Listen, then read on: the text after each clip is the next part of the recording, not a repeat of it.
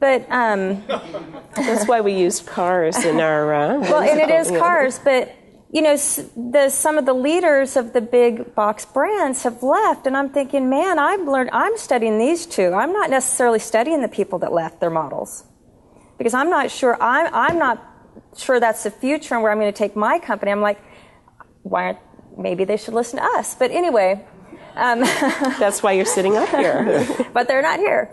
But yeah, you're here, Marty.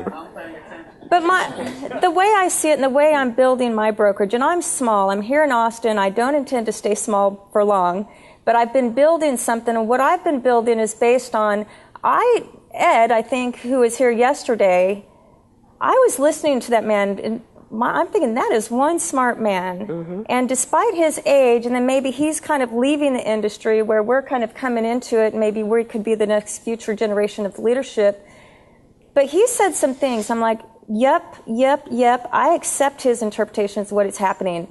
And my view of what's happening is that the real estate brokerage industry, you've had your big, your leaders on top, selling these franchises in the middle, and then you have your agents at the bottom trying to stay, make money, and the separation was so great.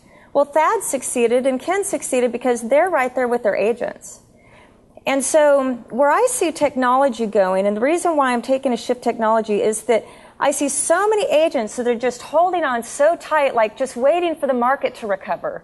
And I'm like, the market will never go back to the way it was. This is so far bigger than the market.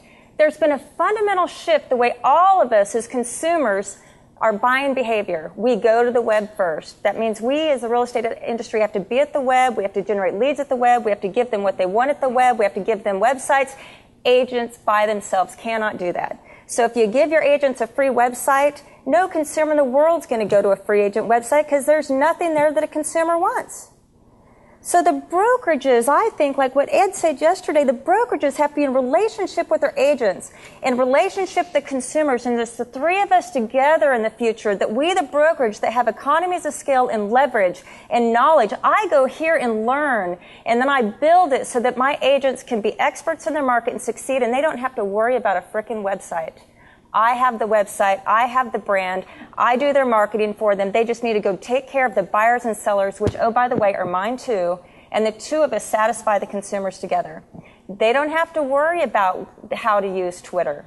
They don't have to I built a Facebook app that enables me to go update my agents' Facebook pages with the business side so they can worry about the personal side. I'm in it with them. I send their email out for them with their pictures on it to their sphere of influence. But the future of agents being able to rely on their sphere of influence, I've been speaking some. I've been invited to speak, and I'm noticing the top agents that have been my mentors in the industry for years and years, they're coming to me and saying, every year my business is going down, Krisstina. And they're saying, help you. And they're saying, help me. And I'm saying, well, it will continue to go down because the consumers are not going to the agents that are putting pumpkins on doorsteps any longer. They're going to the web. And if I'm there with the web and I can start the relationship with them and incubate them for 9 to 12 to 18 months before they ever are an appointment, agents can't do that. Not one agent by themselves. They have to depend on their brokerage to help them do it. Yeah. So we're just there with the consumers in order to help the agents have business in the future. And so I would say that Krisstina has an opinion or two. Yeah. That's a good thing. Ken, I've known you for a number of years. I respect your father and how he started a business many, many years ago. But I also respect you tremendously for having taken what he built and taken it to the next generation. So tell us a little bit about your business. Well, yeah, my father, Jordan Baris, started our company in 1952, and he was very hyper-focused on the largest city in the state of New Jersey to take over the top market share, and he did that in less than 24 months, and he really kept a sort of a hyper-focus. And now we hear hyper-local, and all of a sudden from 1952, he got the joke. He just did it without a computer, used the Pony Express. But we were waiting for the economy to change, and I don't believe in buying stocks at the high. And we were actually excited because we've been putting the infrastructure in place and chasing around the country and going to meetings and learning from people and taking a visiting tour of brokers from all over and setting everything up so we would be able to strengthen. Everyone talks about growth. Growing for growth doesn't do it. Strengthening does. So we've been trying to strengthen the company, and this environment has provided that exact opportunity for us, and that's just what we've done. And we've really done it by taking a great look at the company, and we feel our biggest strength is actually our human capital, is the people within the organization, and taking much more into account of how we can utilize the strengths that lie within the valued members of our company, how we can work more as a team. And our model is one of partnership, where our associates are not our customers. If there's a technology we think they should use, we're going to invest in it and provide it. And it really works. And so, the first thing here, I see education. And with education, it sort of goes along with part of our culture, which is actually to have fun. One thing I don't hear many speakers talk about is we actually want our company to be fun. We want people to come into the organization, be excited to be there, and go home and not just tell a story about a listing or a sale, but of something exciting that happened in the office or in the organization, or why they feel good or why they're proud of our company.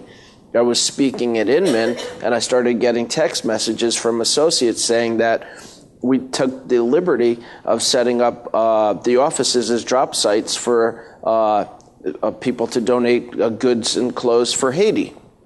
This made me very proud culturally, and that's part of the next generation, where you can have associates take ownership of a family-owned business to set something like that up. And for me to be able to be away and find out it was set up, that's when we knew that we're actually doing what we want to do. And I felt fantastic about it.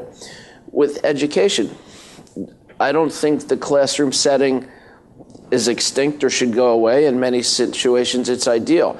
But we also, for educational, in addition to traditional classrooms, we combine technologies. And we don't just look for technology that's made for real estate. We look for technology that's made for business that's going to work.